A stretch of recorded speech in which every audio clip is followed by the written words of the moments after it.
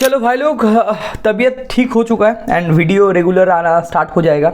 8-9 दिन का फालतू का एक ब्रेक हो गया था बुखार के लिए। तबीयत बहुत ही ज़्यादा ख़राब हो गया था, नहीं एनर्जी नहीं बचा था एंड विदाउट एनर्जी वीडियो बनाने में मज़ा नहीं आता। तो फिर से वीडियो शुरू करेंगे और आज 2 वीडियो आएगा। एक एल क्लासिको का मैं रिव्यू करूँगा और आज रात के अंदर मैनचेस्टर वर्सेस वेस्ट हैम का जो मैच हम लोगों ने कल देखा था, वो चलो भी किया था, सारे लोग आए थे कल, उसका भी हम लोग छोटा मोटा एक रिव्यू कर लेंगे और मैं अपना रिएक्शन भी दे दूंगा। तो पहले बात करते एल क्लासिको का। देखो एल क्लासिको का रिजल्ट हम लोग जान चुके हैं, 4-0 से पिल चुका है रियल मैड्रिड अपने घर पे सैंटियागो बर्नाब्यू में एंड छोटे छोटे बच्चे आके मार के चले गए।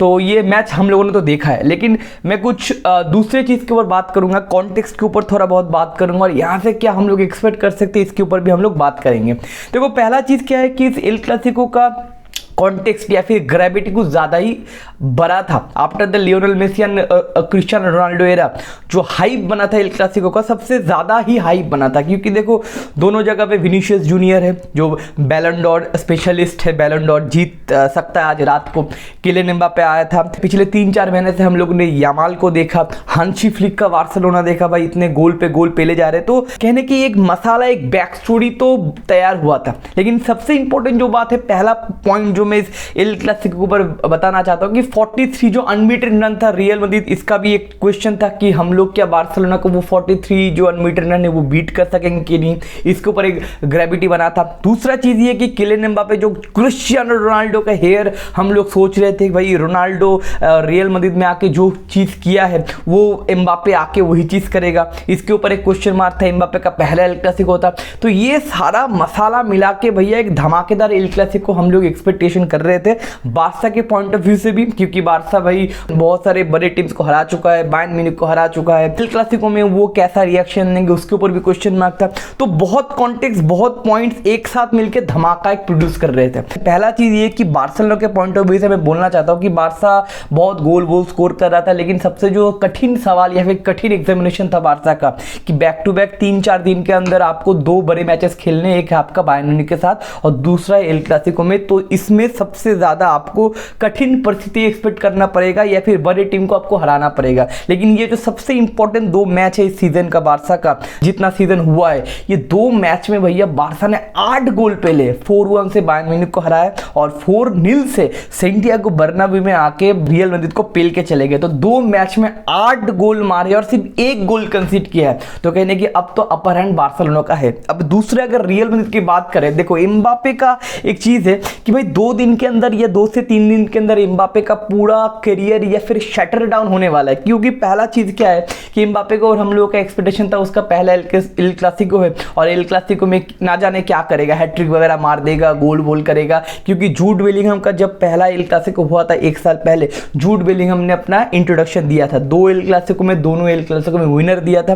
पहला एल क्लासिको में तो ब्रेस स्कोर किया था। विनीशियस भी पास में एल क्लासिको में अपना जलवा दिखाया है। यमाल भी भाई सैंटियागो बर्नाब्यू में गोल स्कोर कर दिया, एल क्लासिको में यंगेस्ट गोल स्कोरर यमाल बन चुका है। लेकिन जब बात आया किलियन एम्बापे का, तो बंदे ने 2 गोल स्कोर किया ऑफसाइड में, 3-4 बार बंदे को ऑफसाइड में पकड़ा, 8 बार ऑफसाइड हुआ है किलियन एम्बापे। और टोटल मिला के एल क्लासिको में सबसे जो सुपर फ्लॉप प्लेयर या फिर एल क्लासिको हारने का सबसे ज्यादा जो कारण है दैट इज किलियन एम्बापे। और दूसरा चीज क्या है कि आज रात को भैया बैलन डॉर मिलेगा विनीशियस जूनियर को, एम्बापे आसपास नहीं है। तो भैया 2 से 3 दिन के अंदर एम्बापे का जो पूरा करियर है, फिर जो ग्राफ है भैया पूरा खत्म हो चुका है। और एम्बापे अभी 18-19 साल का एक प्रोजेक्ट या फिर यंग प्लेयर नहीं है मेरे भाई, 24-25 साल का लॉन्डा है, एक स्टैब्लिश प्लेयर है। एम्बापे को हम लोग एक्सपेक्ट कर रहे हैं डे इन डे आउट अच्छा रिजल्ट या फिर अच्छा परफॉर्मेंस इंट्रोडक्शन करने का, लेकिन जो एम्बापे नहीं कर पा रहा है after the reaching real Madrid. मेरे को लगा है कि रियल मैड्रिड में बंदा पहुंचा ही नहीं, अभी भी बंदा पीएसजी में है। तो ये जो एम्बापे का ग्राफ है या फिर एम्बापे के ऊपर जो प्रेशर है, नेक्स्ट रोनाल्डो बन रहा है या फिर नेक्स्ट न्यू थिंग बनना है, तो भैया वो आसपास अभी एम्बापे नहीं है। अभी विनीशियस बताओ या फिर जूड बेलिंगहम बताओ, इनसे भी बहुत पीछे किलियन एम्बापे। अब ये भी क्वेश्चन मार्क है एम्बापे को, ये प्रेशर सिचुएशन को कम बैक करके एम्बापे फिर से अपना करियर है ठीक ठाक ट्रैक पे लेके आ पाएगा कि नहीं। क्योंकि हम जानते हैं पीएसजी में जो प्रेशर होता है और एम्बापे को रियल मैड्रिड में जो प्रेशर मिलेगा वो भाई जमीन आसमान का प्रेशर मिलेगा, जो अभी तक पिछले 3-4 महीने में एम्बापे हैंडल नहीं कर पाया, एम्बापे कुछ भी प्रूव नहीं कर पाया। एम्बापे ये मैड्रिड के फैन को ये कॉन्फिडेंस नहीं दे पा रहा है कि मैं भैया आपका फ्यूचर प्रोजेक्ट बन सकता हूं। जो विनीशियस, जो जूड बेलिंगम ने, जो रॉड्रिगो भी अपना कॉन्फिडेंस दे चुका है, लेकिन एम्बापे वो कॉन्फिडेंस पिछले 3-4 महीने में मैड्रिड फैन को कन्विंस नहीं कर पाया। अब अगर एल क्लासिको की बात बोले, देखो 2-3 पॉइंट को और बात करना चाहता हूँ। पहला चीज क्या है कि जूड बेलिंगम, देखो जूड बेलिंगम पिछले साल का सबसे इंपॉर्टेंट लड़का था हमारे एंड गोल स्कोरर भी था, और उस जूड बेलिंगम को अंशुल कैसे यूज कर रहे हैं इसके ऊपर एक क्वेश्चन मार्क है। बंदा लेफ्ट मिडफील्डर खेला, मजदूरी वाला काम कर रहा है, मेहनत वाला काम कर रहा है, बॉक्स के अंदर एंट्री बंदे को नहीं मिल रहा है, गोल स्कोर करने का जो इंटेंट है जूड बेलिंगम का, उससे हम लोग जूड बेलिंगम को थोड़ा पीछे खींच रहे हैं। इसका इफेक्ट हम लोग के एल क्लासिको में पड़ा, क्योंकि जूड बेलिंगम का जो बॉक्स में अराइवल करने का या फिर शूट मारने का जो प्रोबेबिलिटी है या फिर इंटेंट है, उसको हम थोड़ा कट इन कर रहे हैं। इसके ऊपर अंशुल को बातचीत करना चाहिए, फिर देखना चाहिए जूड बेलिंगम को कैसे हम लोग यूज कर रहे हैं। दूसरा चीज क्या है कि मुझे लगा था, मैं प्रीव्यू नहीं डाला था क्योंकि एनर्जी तब एकदम खत्म था, लेकिन मेरे को लगा था कि लूका मॉड्रिच इस मैच में या फिर इस एल क्लासिको में एक इंपॉर्टेंट रोल प्ले करेगा, क्योंकि हम लोग बहुत बात करें हाई लाइन है भैया, of side trap Barcelona create कर रहा है, सारे लोगों को पता है, क्योंकि देखो ये कोई सीक्रेट नहीं है बार्सिलोना का ऑफ साइड ट्रैप, बार्सिलोना का हाई लाइन। लेकिन ये हाई लाइन को बीट कर सकता था कौन? टोनी क्रूज, जो हमारे पास नहीं है, चलो फाइन कोई बात नहीं। लेकिन हमारे मिडफील्ड में सबसे टेक्निकली मिडफील्डर कौन है? That is Luka Modric. Luka Modric एक ऐसा प्लेयर है, एक पास में खोल सकता है, एक पास में असिस्ट दे सकता है, ढूंढ सकता है, इनवियन रन ढूंढ सकता है, एम्बापे बताओ या फिर विनीशियस का रन ढूंढ सकता है, तो उसको आप नहीं खिला रहे हो। पहले हाफ में या फिर पहले 45 मिनट में बार्सिलोना बहुत ही ज्यादा कॉम्पैक्ट नहीं था, मौके मिल रहे थे, ऑफ साइड पे 2 गोल भी स्कोर हो चुके थे, एम्बापे ने भैया वो ऑफ साइड प्ले कर दिया, नहीं तो एक गोल स्कोर हो जाता, एंड 1-2 अगर गोल स्कोर कर देते हम लोग प्रेशर क्रिएट कर सकते थे, क्योंकि मैच होम पे सेंटियागो बर्नाब्यू में था, रियल मैड्रिड के होम पे मैच था। तो टोटल मिला के लूका मॉड्रिच को हम लोग नहीं खिलाना चाहिए था। क्या आपका क्वेश्चन मार्क है?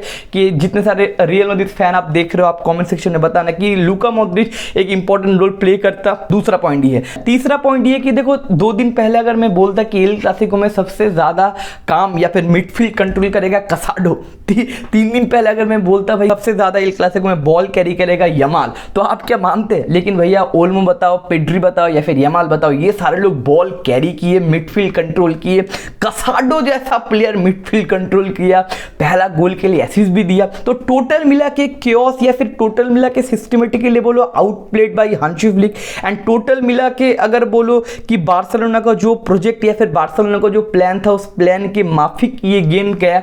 अंशुल थोड़ा एंटिसिपेट नहीं कर पाए और प्लेयर स्टेप इन नहीं किया। लेकिन ये सारा कुछ हुआ, ये सारा ग्रेविटी बना जा रहा है। ये रियल मैड्रिड बहुत गंदा खेला है, 4-0 का डिफीट दिया है रियल मैड्रिड को सेंटियागो बर्नाब्यू में, सारा कुछ हुआ है। लेकिन इसके लिए कि भैया रियल मैड्रिड भी 4 बिग चांसेस क्रिएट किए। जो हमारा कछुआ है किलियन एम्बापे, उसको मिला था 2 1-to-1 चांस, लेकिन बंदे ने इनाकी बिना के गोदी में मार दिया। उसके बाद विनीशियस को बताओ या फिर जूड बेलिंगम को बताओ, हेयर एंड देयर मौके मिले थे। लेकिन चीज क्या है ना, football is a very dicey game. अगर आप मौके को बरी नहीं करोगे ना, तो रिजल्ट एक स्कोरबोर्ड एक ऐसा छवि दिखाएगा कि लगेगा कि भाई you are outplayed. Yes, Barca outplayed Real Madrid, ये सेंटियागो बर्नाब्यू में जाके एक अच्छा खासा विन लिया है। लेकिन पॉइंट क्या है ना कि किलियन एम्बापे को इतना दोष हम लोग क्यों दे रहे? क्योंकि एम्बापे के पास मौका था इस मैच को या फिर एल क्लासिको को पलटने के लिए, लेकिन एम्बापे भैया 1-to-1 मिस किया। अब इतने बड़े मैचेस में अगर आप 1-to-1 मिस करोगे तो भैया कैसे आप मैच जीतोगे? स्पेशली बार्सा के पास जो मोमेंटम, जो एनर्जी या फिर जो पॉजिटिव भाई बार्सा के पास है। क्योंकि देखो बार्सा बायर्न म्यूनिख के खिलाफ बहुत ही ज्यादा क्लिनिकल था फाइनल थर्ड में, बहुत मौके नहीं मिले थे बार्सिलोना को, लेकिन जो 3-4 मौके मिले थे, रफीना बताओ या फिर लेवेंडोव्स्की बताओ, सारे फिनिश किए थे। तो कहीं ना कहीं जो फिनिशिंग का जो गेम है उसमें कुछ ज्यादा ही बिछड़ चुका है बार्सिलोना से रियल मैड्रिड एल क्लासिको में। अब यहां से क्या देखो, पहला चीज क्या है, बहुत सारे लोग बोल रहे भाई ला लीगा तो कंफर्म हो गया।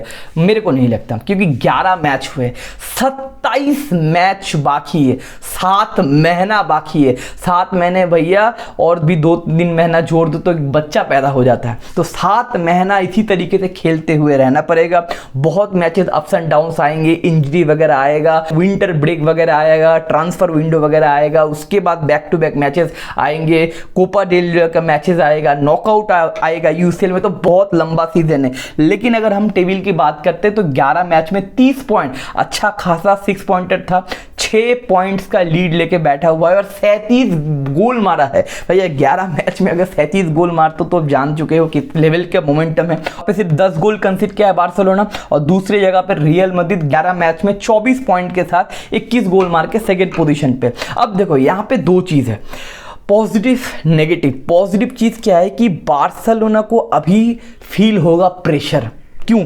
क्योंकि जब अभी तक बार्सिलोना जिस लेवल पे खेल रहा था ना, फ्री फ्लोइंग फुटबॉल खेल रहे थे, प्रेशर नहीं था बार्सिलोना के ऊपर, एक्सपेक्टेशन कुछ नहीं था कि भाई न्यू मैनेजर आए, न्यू प्लेयर्स आए, एंजॉय करते रहे फुटबॉल। लेकिन अभी के टाइम में किसी भी बार्सिलोना फैन से पूछ लो, वो एक्सपेक्टेशन कर रहे या फिर उम्मीद या फिर कॉन्फिडेंस उनके मन में है कि अभी हम ला लीगा जीत सकते हैं, अभी हम यूसीएल जीत सकते हैं। तो कहना है कि अभी एक्सपेक्टेशन का जो प्रेशर है वो बार्सिलोना के ऊपर है, क्योंकि पहला 3-4 महीना बार्सिलोना को ज़्यादा देख नहीं रहे थे। भैया चलो भाई न्यू मैनेजर आया है, न्यू कोच आए हैं, न्यू सिस्टम आया है, प्लेयर्स मजे कर रहे हैं, प्लेयर एंजॉय कर रहे हैं, कुछ तो जीतना हारना नहीं, चलो मजे करते हैं, फुटबॉल खेलते हैं, एंजॉय करते हैं। लेकिन अभी के टाइम में सिर्फ एंजॉय के लिए बार्सिलोना भाई लोग नहीं खेलेगा। इसे आप बायर्न म्यूनिख को पेल चुके हो, रियल मैड्रिड को पेल चुके हो, तो बड़े टीम्स को आप पेल चुके हो। देखो इंटर मिलान है और मैन सिटी भी बहुत ज्यादा स्टेबल मैन सिटी नहीं है क्योंकि रॉड्री वगैरह नहीं है, तो बड़े टीम्स को आप ऑलरेडी पेल चुके हो। इसी बार्सिलोना अभी वर्ल्ड का one of the best team बन चुका है।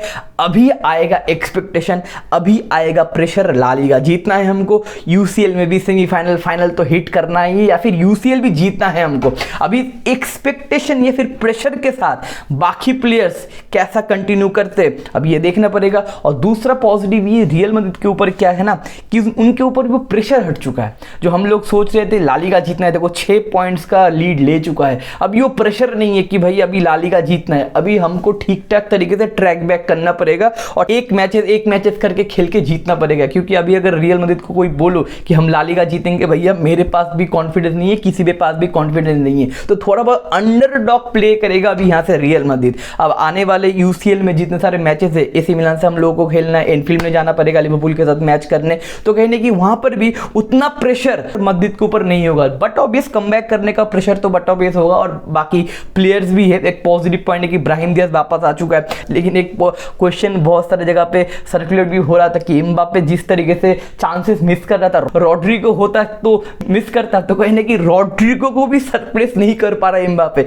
ये तो भैया एम्बापे के ऊपर एक क्वेश्चन मार्क है। अब देखना पड़ेगा कि एम्बापे बताओ या फिर अंचेलोत्ती बताओ, ये बाकी के टीम्स बताओ, ये 4-0 का हेवी डिफीट लेने के बाद कैसे कमबैक करता है, ये तो भाई देखना पड़ेगा। तो ये टोटल मिला के मामला आप अपना point of view comment section में दे सकते हो। अगला वीडियो में लेके आऊंगा West Ham versus Manchester United का। कल जो हम लोगों ने मौत का नंगा नाच देखा, थू वाला एक फुटबॉल देखा, उसका हम लोग रिव्यू करेंगे। रिव्यू करने के लिए कुछ है नहीं, लेकिन फिर भी करेंगे आप लोगों के लिए। तो ये टोटल मामला। अगर आपको हमारा कंटेंट अच्छा लगता है लाइक कीजिए, सब्सक्राइब कीजिए, जुड़े रहिए हमारे साथ। और आज रात को एक लाइव भी करने की हम लोग प्लानिंग कर रहे हैं। तो मिलते हैं आने वाले वीडियो में। Take care, bye bye, see you.